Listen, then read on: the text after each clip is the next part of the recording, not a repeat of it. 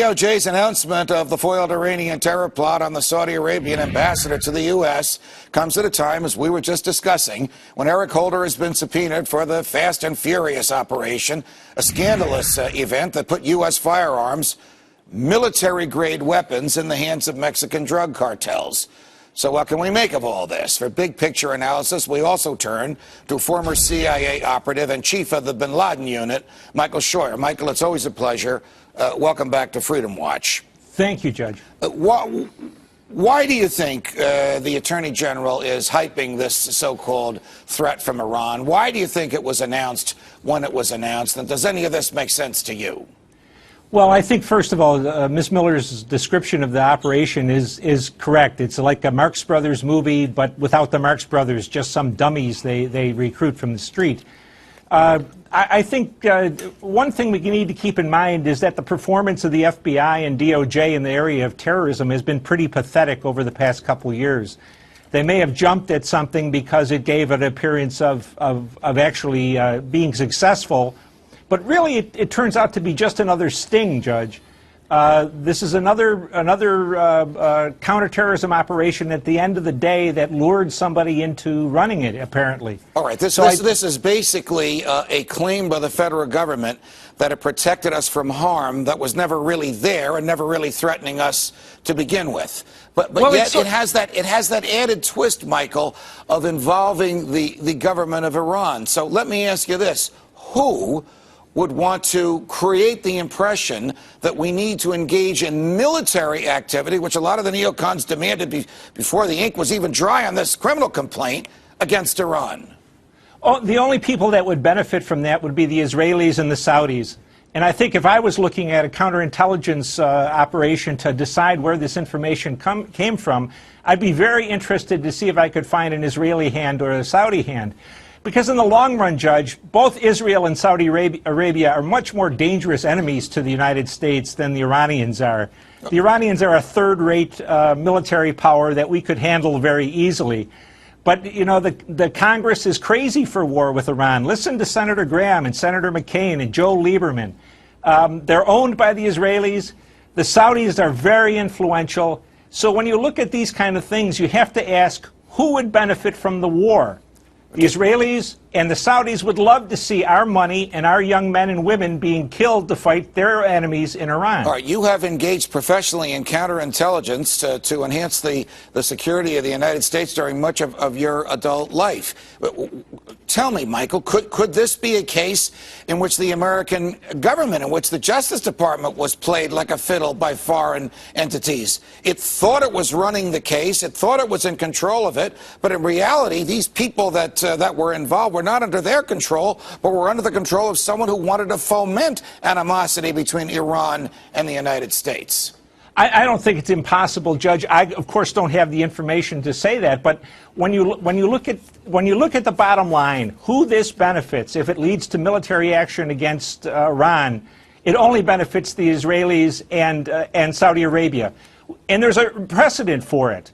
We've already fought 2 wars against Iraq in favor of Israeli interests and Saudi interests. So we're always being pushed to get our people killed for their interests. So I think it could happen another time. Why not? Got it. Michael Scheuer, it's a pleasure, no matter how gloomy these things are that we talk about. Thanks for joining us. Thank you, Judge. What we need to stand up and say is not only did they attack the U.S.'s liberty, they did 9/11. They did it. I have had long conversations over the past 2 weeks with contacts at the Army War College, at its headquarters Marine Corps, and I've made it absolutely clear in both cases that it is 100% certain that 9/11 was a Mossad operation, period.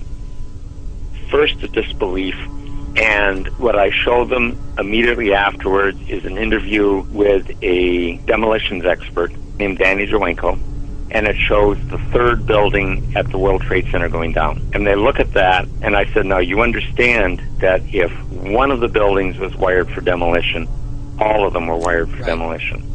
And that's it. That's the tipping point. Getting into arguments about who was flying what and where they were and whether there was nanothermite, those things are true, but they're incidental. The thing that's necessary is to tell people 3 buildings went down, the 3rd was not hit by a plane, it was wired for controlled demolition, therefore all of them were wired for controlled demolition, and at that point the reaction is rage. First disbelief and then rage. 9/11 has led directly to 60,000 Americans dead and wounded. God knows how many hundreds of thousands of people in other countries that we've killed or wounded or made homeless. This is an open wound. And what Americans need to understand is they did it. They did it. And if they do understand that, Israel's going to disappear. Israel will flat-ass disappear from this earth. I sent a film to one of my colleagues, and it basically had Americans grieving over their dead, coming back. And I showed one of them, it was a woman just wrenched by grief, over her dead soldier. And I said, if Americans ever know that Israel did this, they're going to scrub them off the earth. And they're not going to give a rat's ass what the cost is. They are not going to care. The first thing, Mark, is astonishment. They didn't know. They truly didn't know. And these are not unintelligent people. They really didn't know. And the next statement is rage. Real rage. The Zionists are playing this as truly an all-or-nothing exercise. Because if they lose this one, if the American people ever realize what happened, they're done. The military has not been bought. The military is loyal, but it has not been bought. And if it ever understands this, really, really deeply understands this, and this is what I got when I put some of these things to the Army War College and to Headquarters Marine Corps. I mentioned to a contact at Headquarters Marine Corps, I said, they did 9/11. And it was, you don't mean it. I said, absolutely. And if they ever understand that, these people are history. Completely shocked. Unbelievable. Right, that's the view from the Palestinian side. Joining me now here in the BBC World studio is the former Israeli Prime Minister Ehud Barak, who's in London at the moment. Mr. Barak, welcome to BBC World. First, your reaction, having heard what's happened. At least 4 planes have been hijacked, and there may be more.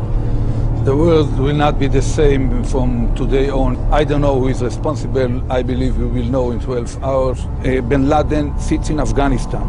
There is a source of who else terror. Can you identify, though? Because we're not saying he's responsible for this necessarily. No, we don't say that he's responsible. Every simple step, crossing borders or going on a plane or on a ship, will become more complicated. It's a time to launch a operational, concrete war against